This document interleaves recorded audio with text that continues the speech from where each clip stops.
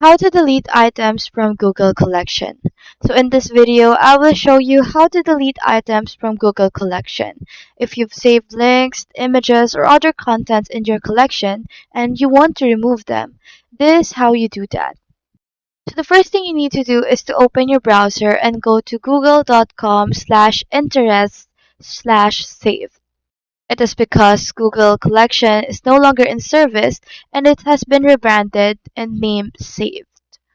So make sure that you are signed into your Google account. And if you're on your mobile, you can also open the Google app, tap your profile picture, and select Saved right there. So once you're here, you'll see a list of your collections. All you have to do is to click on the selection or collection that you have and click on the specific collection where the item that you want to delete is saved. Then, once you're inside, all you have to do is to scroll down until you see this three dot menu right here. Click on that and click on remove. Now, the item will instantly disappear once you remove it. But after doing so, just remember that this action cannot be undone at all. So that's how you delete items from Google Collections or saved. I hope this video helped you, and if it did, feel free to like and subscribe. It really supports the channel. And if you got a question, just drop it in the comments below.